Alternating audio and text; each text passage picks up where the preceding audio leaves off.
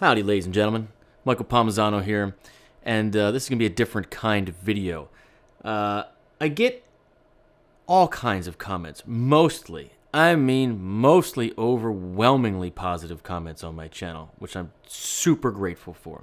But every now and again, I get some squirrely stuff.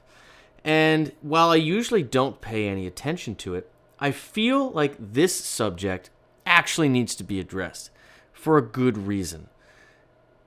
Jay Gilbert says, Jesus Christ, dude. The high note where she doubles the vocal with the guitar is a B flat. How in the bloody F do you keep missing it every time? How the deuce are you a music educator if you're tone deaf? Or a little on the softer side, Kimberly Gata says, this is what happens when a tone deaf musician studies theory to compensate. And if you look at what I reply, I give it a heart and I say, you're not wrong. This is a real thing that I think we need to talk about. Music theory gets a bad rep. People say it hurts your creativity. It's not the point. The ear knows what's right. Always follow your ear. It's sound. Get away from the math. Don't think. Just play. And while all of those things are true, there's another truth, that all of us have different skills. And we're all different, and different things impact us differently. We all learn differently, and that's not unique to music. You know this. So for me, this is completely accurate, and I don't have any problem talking about this. I was born, and my natural talents did not include harmony and pitch recognition. Now, on a rhythmic side, a dynamic side, a phrasing side, I was born with incredible gifts.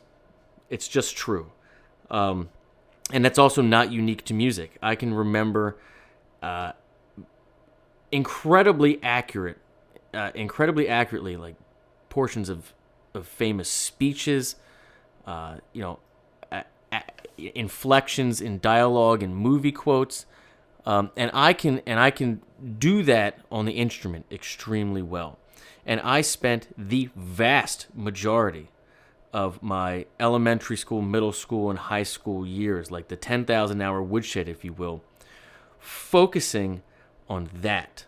This was a physical thing for me. It was not a cerebral thing at all. This was the thing I got my angst out on. This is where I got all my energy out. Like this, it was a physical thing. At my core, I'm probably most like a drummer more than a guitar player, right? And I think that's clear in my playing.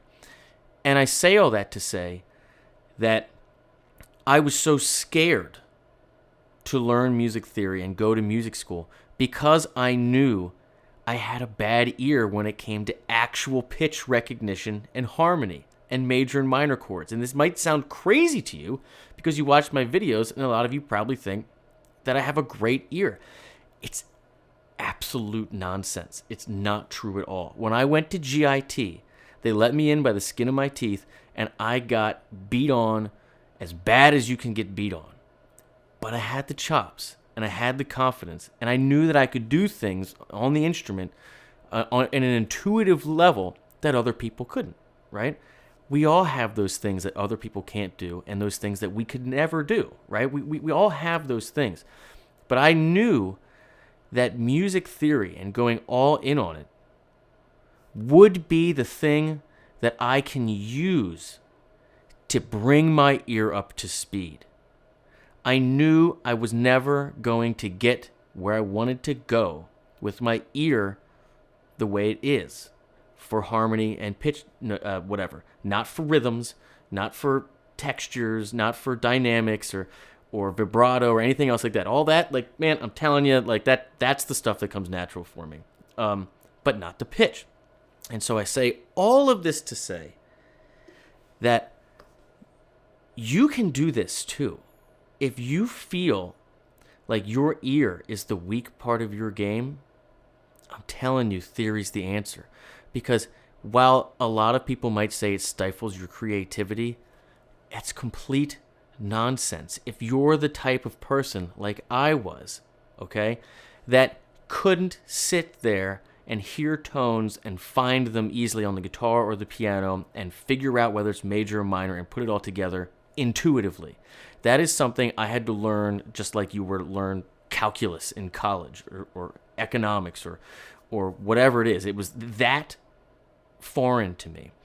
And what you see on this channel, what you see me do when I break things apart and get stuff wrong and struggle, what you see is me using a very, very hard-fought, but earned internalization of basic music theory. I'm talking basic. But it was so difficult for me to even get a basic level down, to bring my ear up to my hands, that I know it. Like when I say like the ninth is the fifth of the five chord, and I preach it and drive it home, that's because it took me 10 years, literally, to come to that one simple conclusion that I could take away with me for the rest of my life. Like, man, you're in a blues. Oh, this isn't even hooked up, but you're in B, and you get that going to that 9, right? That's the fifth of your 5 chord. It's going to spell out the 5. Little things like that brought my ear up to speed. And over the years, as I got more and more into teaching and fell in love with teaching, my ears caught up. But it's still, my shortcomings are still completely on display for everybody to see. Point is here, you can do this too. You can do this too. You can do it too. You don't need to be afraid of music theory. It will not stifle your creativity if you're someone like me who learns like me that this does not come easily for. That's why I preach it on my channel. That's why my entire website is dedicated to what I call a practical application of music theory on the fretboard.